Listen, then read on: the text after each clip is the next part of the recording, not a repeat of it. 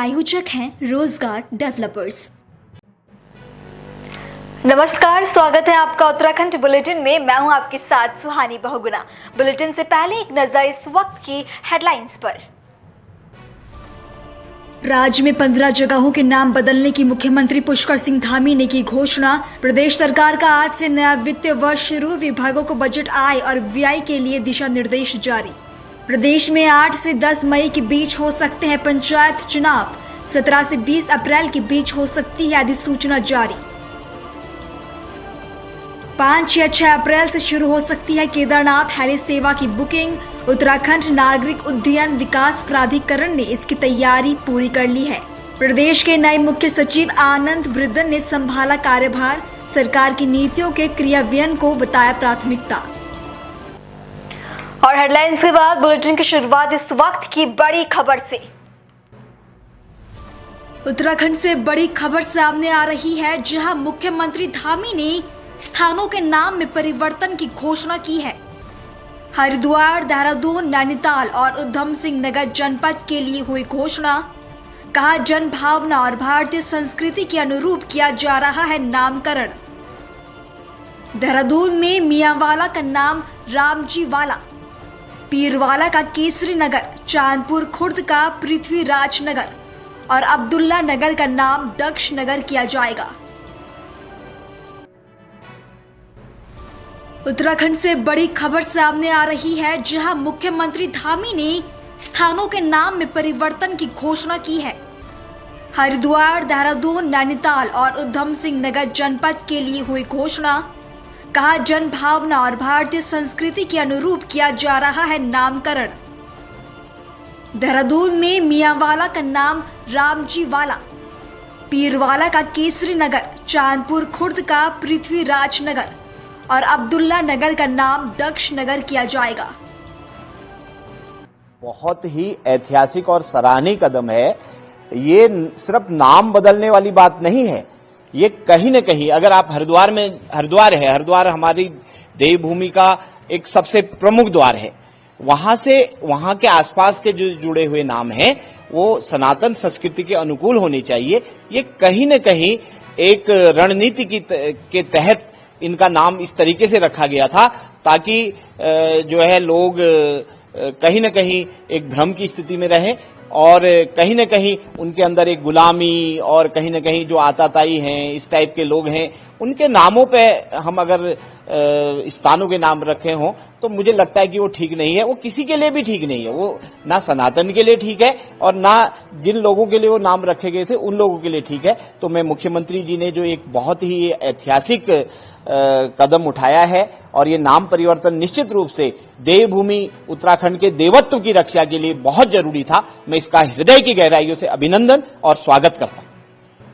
जिस तरीके से जनहितों को देखते हुए ये कदम लिए गए हैं, किस तरीके से देखते हैं आप? निश्चित रूप से इससे मैंने आपको बताया कि देवभूमि का देवत्व सुरक्षित रहेगा और उसके साथ साथ कहीं न कहीं सनातन की जो पताका है आज पूरे विश्व में फहरा रही है और कहीं न कहीं इस प्रकार की चीजें उसमें बाधक हैं जो कोई ऐसे आइडियल लोग नहीं हैं। मैं अगर कोई आइडियल लोग हों, जैसे हमारे वहां एपीजे अब्दुल कलाम साहब रहे, दूसरे वीर अब्दुल हमीद रहे, जो ऐसे लोगों को महिमामंडित किया जाना चाहिए और इस प्रकार के आताताई आतंकवादी या इस टाइप की सोच वाले लोग जिन्होंने दहशत फैलाई, समाज में भय का माहौल बनाया, उनको कभी भी हमें जो है प्रेरक नहीं बनाना चाहिए, उनका महिमामंडित बिल्कुल नहीं होना चाहिए। और निश्चित रूप से देवभूमि के देवत्व के अनुकूल उत्तराखंड एक देवभूमि है, पूरे विश्व की आस्था का केंद्र है। मैं माननीय मुख्यमंत्री श्री पुष्कर सिंह धामी जी के इस कदम का हृदय की गहराई से बहुत अभिनंदन और स्वागत करता हूं। अगली खबर का रुख करेंगे। खबर राजधानी देहरादून से है, जहां खेल मंत्री रेखा आर्य ने पदक वितरित किए। सोमवार को देहरादून के गोरखा मिलिट्री इंटर कॉलेज में आयोजित ऑल इंडिया शहीद लेफ्टिनेंट गौतम टूर्नामेंट 2025 में पदक विजेताओं को ये पदक वितरित किए गए। इस अवसर पर mayor Saurabh Thapliyal, brigadier PS Gurung सहित कई गणमान्य व्यक्ति मौजूद रहे।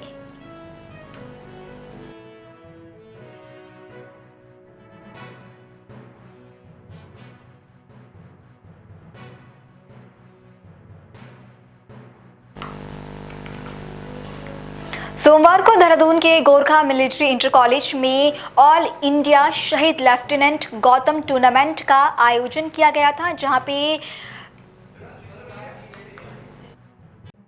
को पदक वितरित किए गए। इस टूर्नामेंट में mayor Saurabh Thapliyal, brigadier PS Gurung सहित कई लोग मौजूद रहे।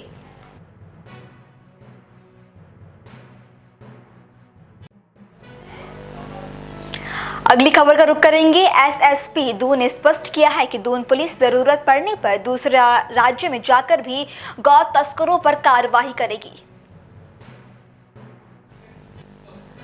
विकासनगर क्षेत्र में उत्तराखंड हिमाचल सीमा के पास गौवंश की अवशेष मिलने पर अभियोग दर्ज किया गया है। इसके अतिरिक्त थाना रायपुर के एक खाली प्लॉट में गौवंश के अवशेष मिलने पर भी अभियोग पंजीकृत किया गया और घटना के अनावरण हेतु टीम का गठन किया गया है।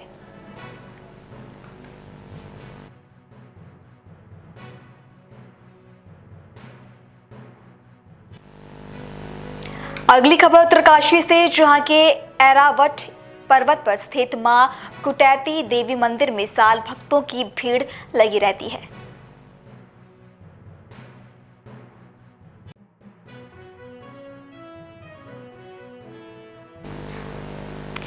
कुटैती देवी मंदिर में साल भर भक्तों की भीड़ लगी रहती है, पर नवरात्रों में यहां सुबह 4 बजे से ही भक्तों की भीड़ लगनी शुरू हो जाती है। लोग मां भगवती राजराजेश्वरी कुटैती देवी की पूजा अर्चना करते हैं।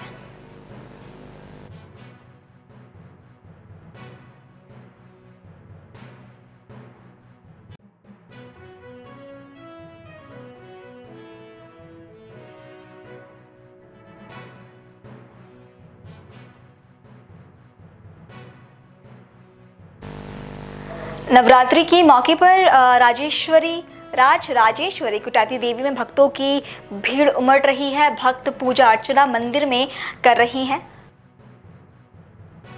कोटा बुंदिश विद्महे ऐरांसु गढ़ाए धीमहि तन्नो श्री कुटीरी प्रजा। आजकल जो है माता के 9 रूपों की यहाँ पर विशेष पूजा चल रही है।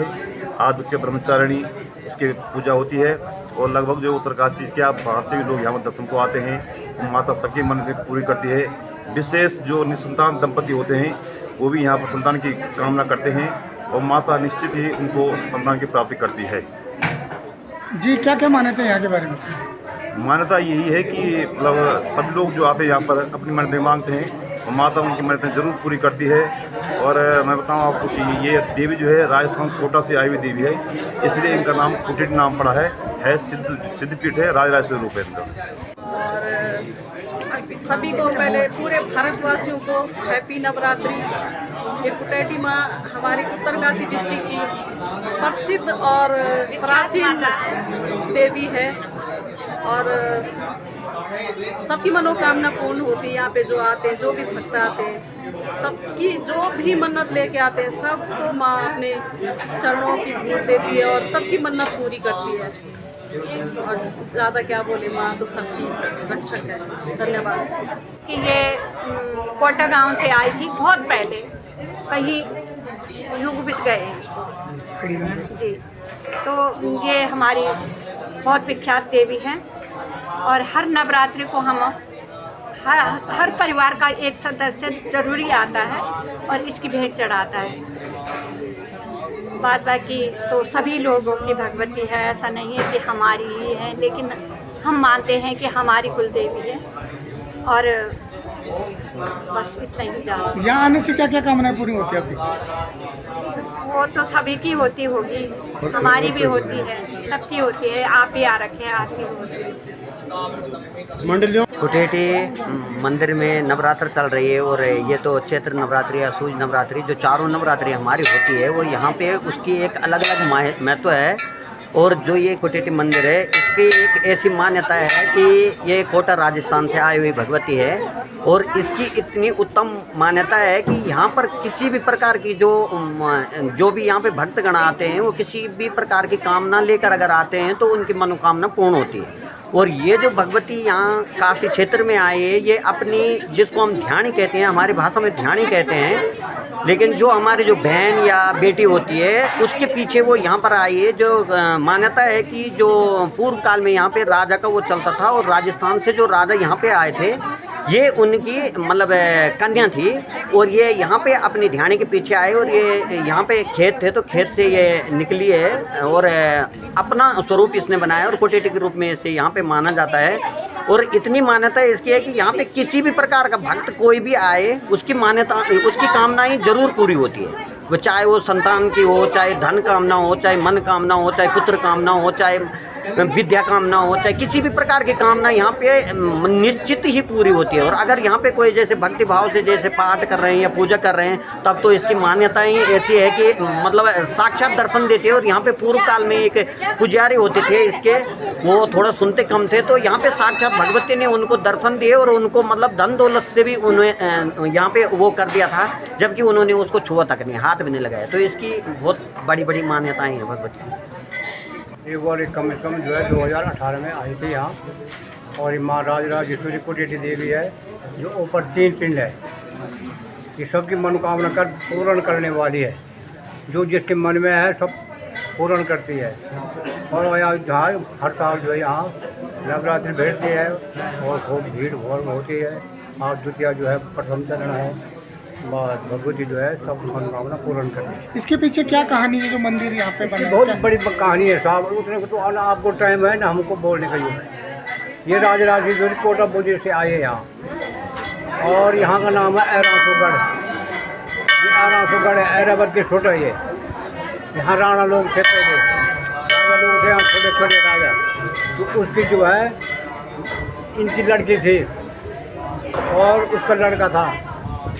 राजस्थान का जो राजा था उसका लड़का था, तो इनकी शादी हुई यहाँ विश्वनाथ मंदिर में। तो जब विश्वनाथ मंदिर में शादी हुई तो उन्होंने जो है कहा कि भैया अब तुमको राजस्थान चलने पड़ेगा हमारे साथ। राजा ने बोला ठीक है, जो 2 घर का ये घर बन गया है तो आएंगे। तो जो वहाँ कोटा में पहुँचे वो, तो उन्होंने जो है राजा ने जो है उनके लिए अलग बंगला, आप यहाँ रहो, आप यहाँ विश्राम करो, यहाँ खाना खाओ। तो रात को ये देवी जो है ना भगवती कोटेटी देवी, उनकी कोटेटी देवी थी वहाँ राजस्थान की, वहाँ गई कहाँ, जहाँ वो लड़का और लड़की सोई हुई थी। बोला कि रात को डर गए वो लोग। उन्होंने कहा भाई तू रात को क्यों आ रहे? उसने कहा मैं रात में दिन में कहाँ आना है, बब बोलने का समय रात को मिलती है, बस तू क्यों आए रहा। पर जब तेरे साथ वहाँ हो गए तो मैं वहीं आना चाहता हूँ।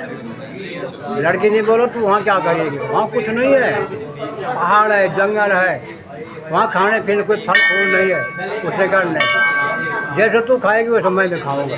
और वहाँ से तो गंगा जी दर्शन हो जाएगा और काशी विश्वनाथ का दर्शन हो जाएगा, इसलिए मैं आना चाहता हूँ। मतलब हमने कैसे ले जाएँ, मैं अपना आप आता हूँ और तेरे पति के हाथ से खेत से निकलूँगा। उसने कहा ठीक है।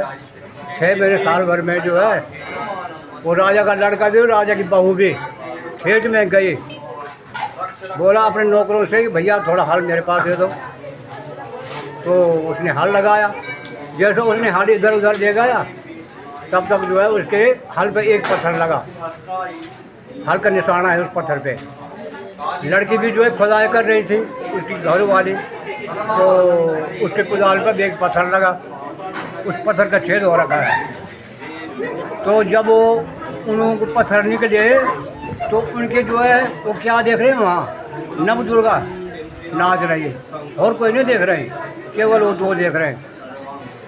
अब उनके नौकरों ने बोला भैया आप हल लगाओ ना, खुदाई करो।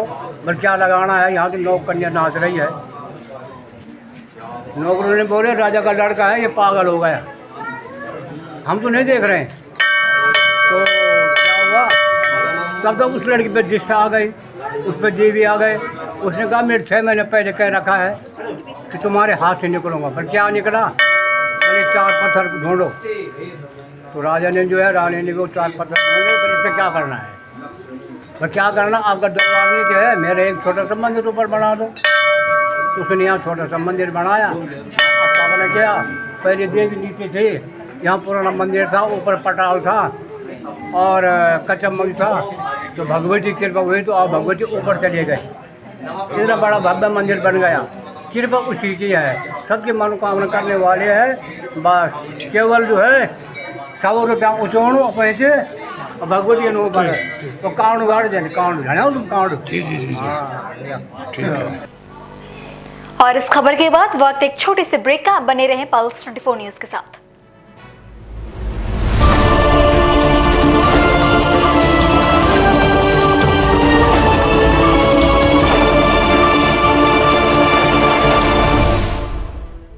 डॉक्टर नौशाद अली खान की तरफ से आप सभी को ईद मुबारक। मैं डॉक्टर नौशाद अली खान, प्रबंधक city nursing home Deoband, MS orthopaedics, मेरी ओर से सभी देशवासियों को ईद के मौके पर हार्दिक शुभकामनाएं। कोई भी आदमी किसी तरह की बयानबाजी पर ध्यान न दे और अपने त्योहार को मिलजुल कर, ये सभी का त्योहार है और इस त्योहार पर सभी मिलजुल कर एक दूसरे से खुशियों के साथ मिलें और नफरत को, हर तरह की नफरतों को दिल से निकालें। धन्यवाद। रोजगार डेवलपर्स की ओर से आप सभी को चैत्र नवरात्रि की हार्दिक शुभकामनाएं। रोजगार डेवलपर्स, अ यूनिट ऑफ रोजगार डेवलपर्स एंड प्राइवेट लिमिटेड। घर वही जहां हो आपका भरोसा। पिछले 15 सालों से आपके सपनों का घर हमारी प्रतिबद्धता। रोजगार डेवलपर्स का पता है शिमला बाईपास रोड, गणेशपुर, देहरादून। रोजगार डेवलपर्स से संपर्क करने के लिए अभी डायल करें 9897054026 पर या 8433207910 पर।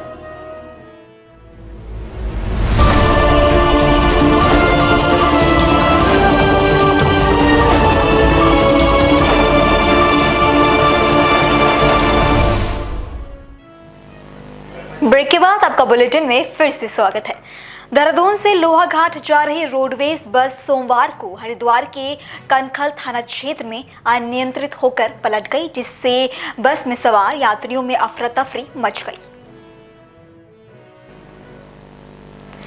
बता दें कि बस में 12 लोग सवार थे और जिनमें एक ITBP जवान समेत 6 यात्री घायल हुए हैं। घटना की सूचना मिलते ही यातायात पुलिस टीम और SP सिटी मौके पर पहुंच चुके हैं।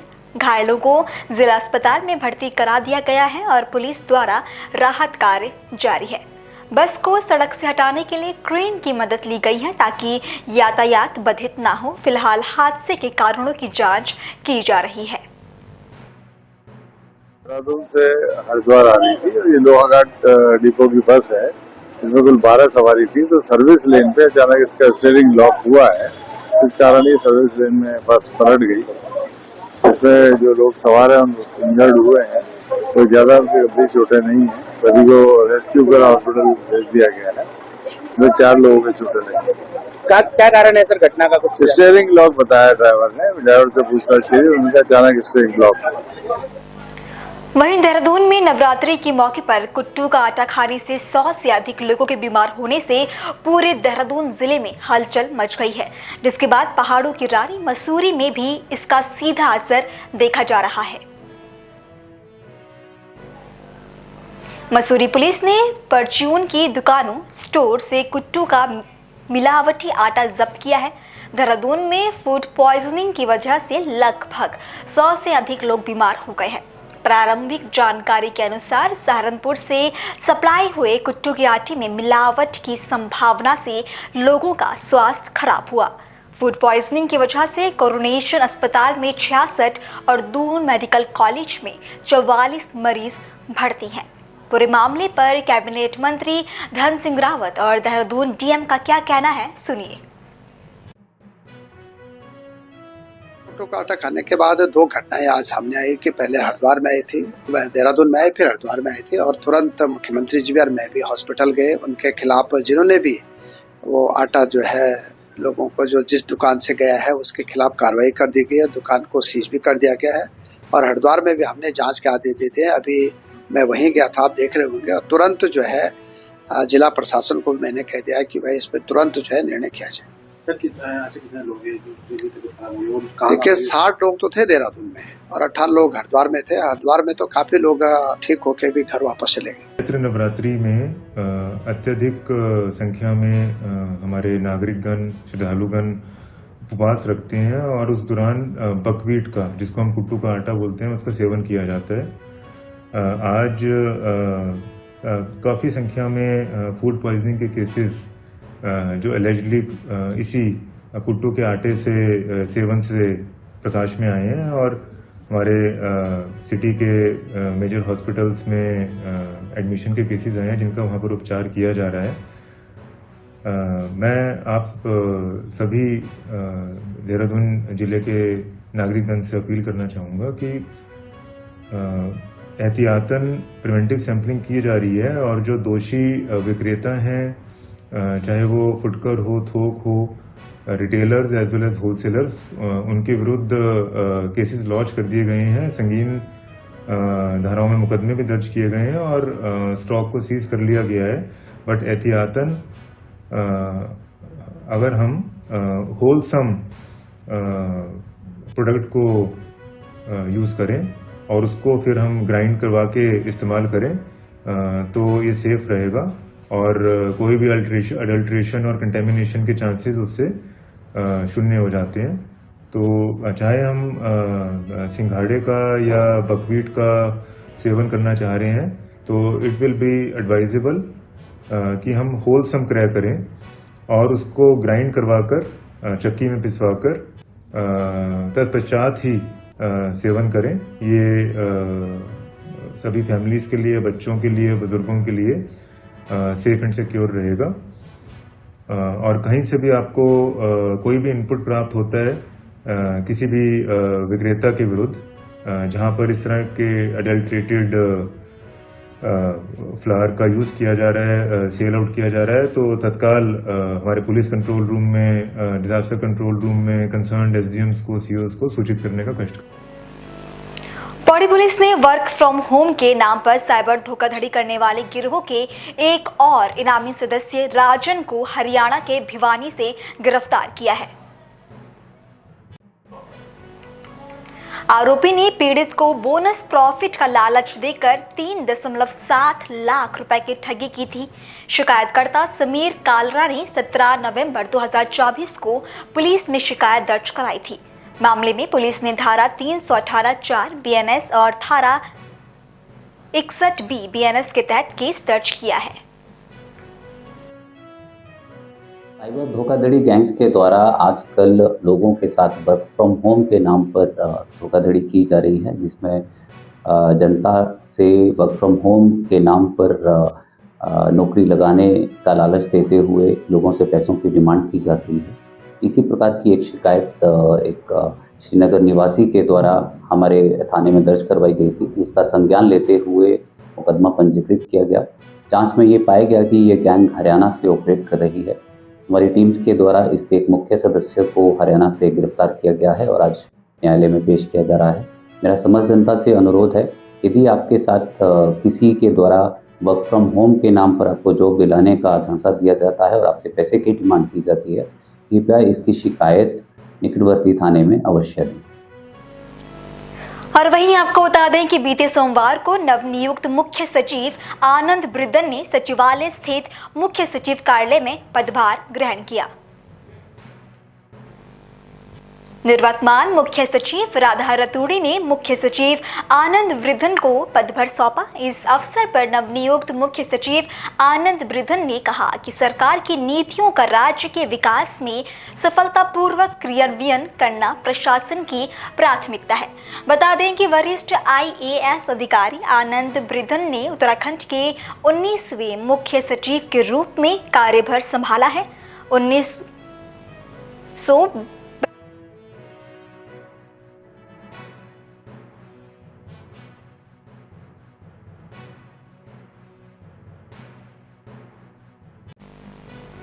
1992 बैच के IAS अधिकारी आनंद ब्रिदन इससे पहले कई महत्वपूर्ण पदों पर अपनी सेवाएं दे चुके हैं। उन्होंने रामपुर, इटावा, पौड़ी, नैनीताल और हरिद्वार के जिला मजिस्ट्रेट के रूप में कार्य किया है। 2010 में हरिद्वार कुंभ मेले की अधिकारी के रूप में भी उन्होंने अहम भूमिका निभाई थी। हमारी प्राथमिकताएं यहाँ पे होंगी जो आजीविका संवर्धन करने के लिए, यहाँ की अवस्थापना सुविधाओं को बढ़ाने के लिए, यहाँ की स्वास्थ्य सुविधाओं को और सुदृढ़ करने के लिए, और कैसे जो पलायन हो रहा है उसको हम रिवर्स कैसे कर सकें, ये मेन कुछ प्राथमिकताएं रहेंगी। सर एक्चुअली क्या होता है कि जो उत्तराखंड है वो आपदा चुनौती वाला क्षेत्र है, तो इसको कैसे आप चुनौती देखते हैं? तो उसी में जैसे मैंने कहा ना कि जो आपदा आती है, जो नेचुरल देवी आपदा आती है, नेचुरल डिजास्टर है या मैन मेड डिजास्टर है, उसको मिलके उसके इंफ्रास्ट्रक्चर को कैसे स्ट्रेंथन करना है, जो उसके लिए टेक्नोलॉजी को हम कैसे यूज़ कर सकते हैं, उसको मिनिमाइज करने के लिए, उसको मिटिगेट करने के लिए उसकी कोशिश की जाए। सर आपके प्रश्न ये है कि चारधाम यात्रा शुरू होने वाली है, इसको लेकर क्या अब चुनौती रहेगी आपकी और कैसे आप इसको सक्सेस कर पाएंगे? तो इसमें देखिए, सरकार की हमेशा प्राथमिकता रही है, वर्तमान सरकार की, कि चारधाम यात्रा बहुत अच्छे तरीके से हो और जो भी देश विदेश से श्रद्धालु आते हैं वो सकुशल और सुरक्षित वापस जाएं और अच्छे से उनका दर्शन हो, इसी दिशा में। और इस खबर के साथ ही बुलेटिन नहीं समाप्त होता है। देश और दुनिया की बाकी तमाम खबरों के लिए आप देखते रहें पल्स 24 न्यूज। नमस्कार। इस बुलेटिन की प्रायोजक थी रोजगार डेवलपर।